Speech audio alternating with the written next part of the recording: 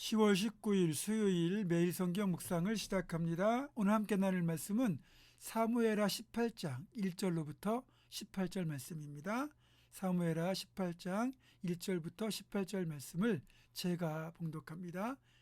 이에 다윗이 그와 함께한 백성을 찾아가서 천부장과 백부장을 그들 위에 세우고 다윗이 그의 백성을 내보낼세 3분의 1은 요압의 휘하에 3분의 1은 스루의 아들 요압의 동생 아비새의 휘하에 넘기고 3분의 1은 가드 사람 이때의 휘하에 넘기고 왕이 백성에게 이르되 나도 반드시 너희와 함께 나가리라 하니 백성들이 이르되 왕은 나가지 마소서 우리가 도망할지라도 그들은 우리에게 마음을 쓰지 아니할 터이요 우리가 절반이라 죽을지라도 우리에게 마음을 쓰지 아니할 터이라.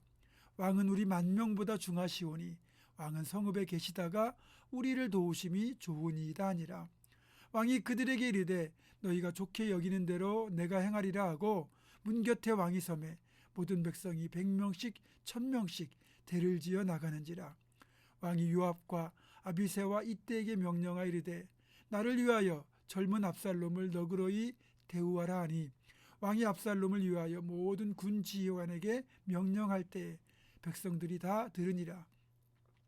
이에 백성이 이스라엘을 치러 들로 나가서 에브라임 수풀에서 싸우더니 거기서 이스라엘 백성이 다윗의 부하들에게 패하매 그날 그곳에서 전사자가 많아 2만 명에 이르고 그 땅에서 사면으로 퍼져 싸웠으므로 그날의 수풀에서 죽은 자가 칼에 죽은 자보다 많았더라.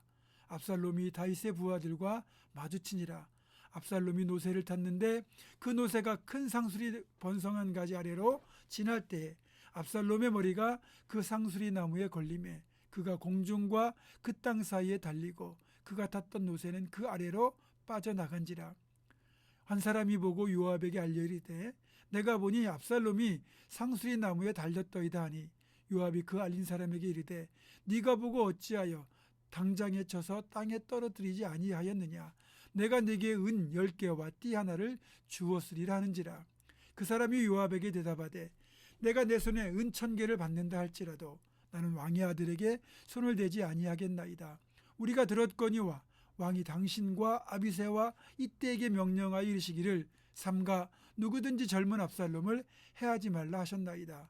아무 일도 왕 앞에는 숨길 수 없나니 내가 만일 거역하여 그의 생명을 해하였더라면 당신도 나를 대적하였으리이다 하니 요압이 이르되 나는 너와 같이 지체할 수 없다 하고 손에 작은 창셋을 가지고 가서 상수리 나무 가운데서 아직 살아있는 압살롬의 심장을 찌르니 요압의 무기를 든 청년 10명이 압살롬을 에워싸고 쳐 죽이니라.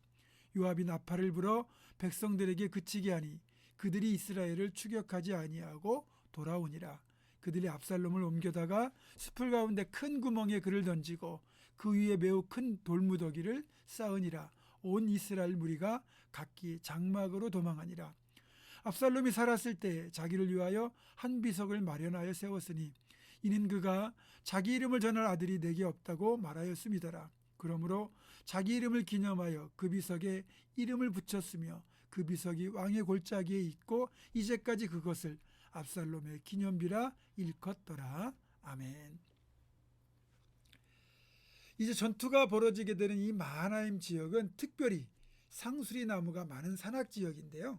성경에 등장하는 이 상수리 나무는 우리나라 산에 있는 상수리 나무, 도토리 나무와 이 비슷한 모양이 아니고요.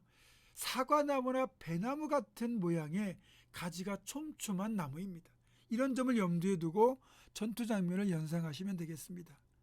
이날 전투에서 죽은 전사자가 무려 2만 명 정도 될 정도로 엄청난 사상자가 나왔습니다. 그런데 전사자 대부분은 압살롬의 군대에 소속된 병사들이었습니다. 그리고 8절에 보니까 칼에 죽은 숫자보다 수풀에서 죽은 숫자가 더 많다고 되어 있는데 이는 아마도 다윗의 군대가 수풀에 매복을 하고 있다가 압살롬의 군대가 지나갈 때 기습을 해서 쓰러뜨린 걸 표현하는 말로 보입니다. 여러분 한번 생각해 보세요.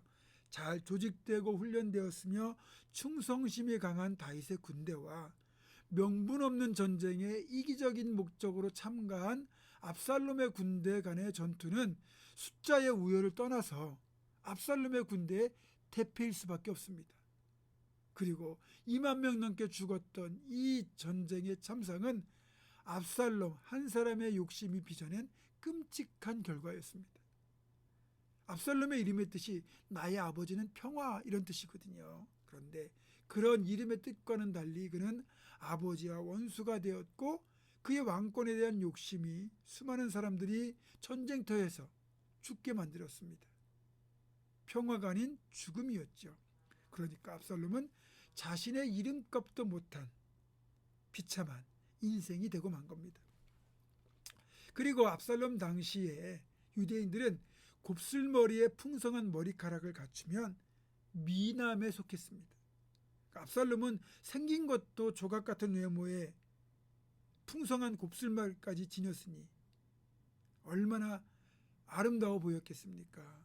그가 머리카락을 자를 때면 그 머리카락의 양이 왕의 저울로 200세겔이나 되었다고 할 정도로 그의 머리카락이 풍성했거든요. 그래서 어찌 보면 압살롬의 이 머리카락은 그를 아름답게 해주는, 빛나게 해주는 일종의 면류관 같았습니다. 하지만 그 머리카락이 그에게 또 화가 되고 말았습니다. 전쟁이 진행되던 중에, 전투가 지속되던 중에 다윗의 군대가 노새를 타고 이동하는 압살롬을 발견합니다. 그리고 추격을 하거든요. 그 상황을 알아챈 압살롬이 노새를 타고 그들을 피하여 달아나다가 그만 그의 머리카락이 상수리 나무 가지에 걸리고 말았습니다. 그래서 이렇게 곱슬머리 때문에 압살롬의 몸이 가지 사이에 끼어버렸고 결국 압살롬이 타고 있던 노새는 그대로 달려가다 보니 압살롬은 대롱대롱 나무에 매달려 있는 신세가 되고 말았습니다. 그리고 최종적으로는 요압에 의하여 창에 찔려 죽고 말았습니다. 멋진 뿔을 가진 숫사슴이 있었어요. 그 숫사슴은 자신의 화려하고 아름다운 뿔이 늘 자랑거리였습니다. 어느 날 연못가에 비친 자신의 뿔을 보고 도취해 있는데 화려한 뿔에 어울리지 않는 가냘픈 다리가 못내 마음에 들지 않는 겁니다. 그래서 못난 다리를 원망하면서 뿔로서 위안을 얻고 있는데 갑자기 사자가 나타났어요. 사슴은 깜짝 놀라 달아나기 시작했고 그동안 자신이 가냘프다고 무시했던 그 다리가 힘껏 달려서 사자를 저만치 떼어놓을 수 있었습니다. 그러나 그 순간 그가 그토록 자랑스럽게 여겼던 그 뿔이 나뭇가지에 걸리면서 그만 그 뿔 때문에 사자의 밥이 되고 말았습니다. 여러분, 사람의 외모를 우리는 중시 여기잖아요. 그런데 그것 때문에 교만하고 그것 때문에 겸손하지 않으면 오히려 그것이 화가 될 수도 있습니다. 그리고 또 한 가지, 압살롬이 나무에 달렸다는 것은 그가 하나님 앞에 패역한 행위를 했다는 것을 보여주고 있는 겁니다.